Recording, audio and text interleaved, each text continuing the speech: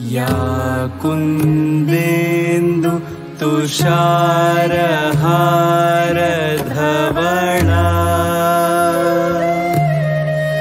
या शुभ्रवस्त्रावृता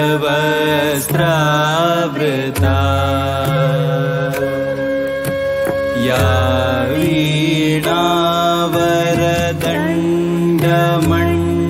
वीणावरदण्डमण्डितकरा या श्वेतपद्मासना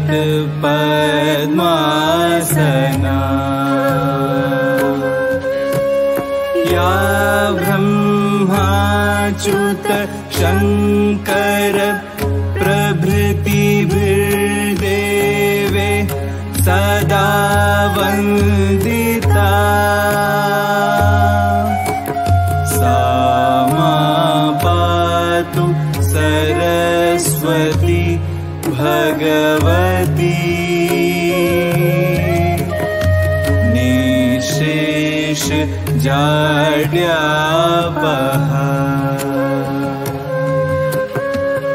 ॐ वसुधैव कुटुम्बकम्।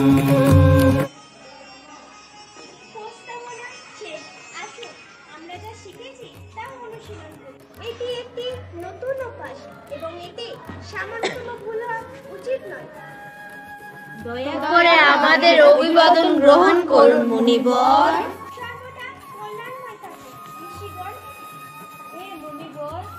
আপনি যখন থেকে নাট্যশাস্ত্র রচনা করেছেন তখন থেকে আমাদের হৃদয়ে নানা ধরনের প্রশ্ন, আমরা সেই উত্তরের জন্য আপনার কাছে জিজ্ঞাসা করি, গুরুদেব নাট্যশাস্ত্রের উৎপত্তি কিভাবে? আপনারা খুব ভালো প্রশ্ন করেছেন। এই প্রশ্নটি শুধু নাটক নয়, জীবনের মর্ম বোঝার একটি মাধ্যম। ত্রেতা যুগে মানুষ যখন কাম ও লোভের প্রভাবে অধর্ম ও অসংগ্রামের দিকে অগ্রসর হতে থাকে, তখন ইন্দ্র ব্রহ্মার কাছে প্রার্থনা করেন যে এমন কিছু মাধ্যম থাকা দরকার যাতে একই সঙ্গে দেখা এবং শ্রবণ করা যায়, যার মাধ্যমে মানুষ ফিরে আসতে পারে। তার জন্য ব্রহ্মা জগৎ পিতার নাট্যবেদ তৈরি করেছিলেন। এই ব্যবহারের জন্য শাস্ত্র হলো নাট্যশাস্ত্র। সাধু সাধু সাধু।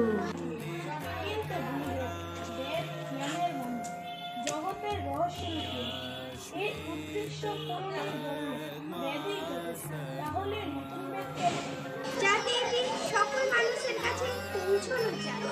নাটকের মাধ্যমে সাধারণ মানুষকে শিক্ষার পথে ও ধর্মের পথে নিয়ে যেতে পারে।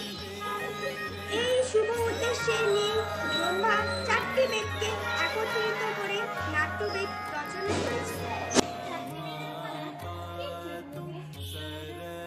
নাটকের যে পাঠ শুনেছেন ব্রহ্মাজি তা নির্দেশ থেকে নিয়েছেন।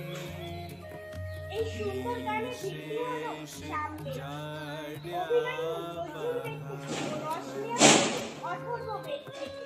4টি বেদের অংশ ব্যবহার করে নাট্যশাস্ত্র তৈরি করা হয়েছে। গুরুদেব, নাটকে কি ব্যবহার করা হয়?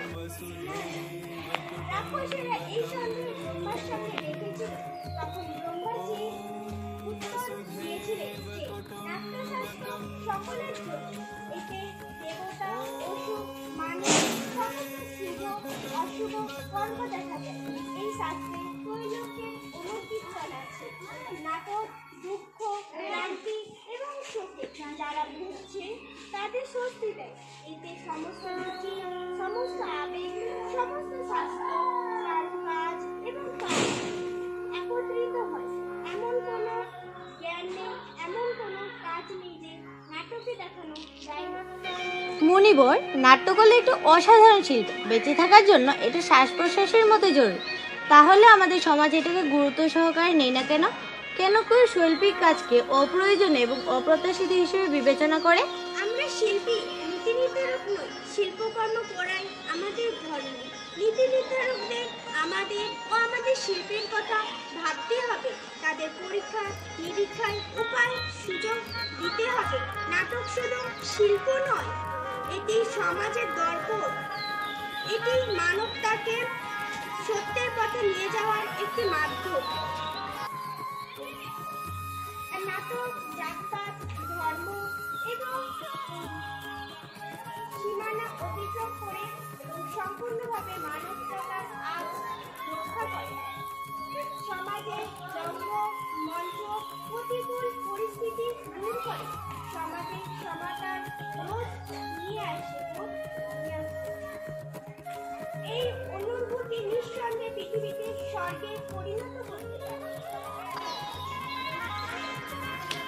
নিঃসন্দেহে মূল্যবোধ শিল্প সমাজ ও পুরাতন সমাজ শিল্প শিল্পীদের তাদের পাঠ্যস্থান দেবে এই আশা করে আমি নাট্যশাস্ত্রকে ও পঞ্চবেদকে সম্বোধন করি। পঞ্চম বেদ সব বেদের জ্ঞান, পঞ্চম বেদ সব বেদের জ্ঞান, পঞ্চম বেদ সব বেদের জ্ঞান। ঋষিগণ, আমার রঙ্গকর্মীরা আপনাদের স্বাগত জানাতে তাদের পরিবেশনা প্রস্তুত করেছে এবং আপনাদের জন্য অপেক্ষা করছে। আসুন এবং নাটকটি আমরা উপভোগ করি।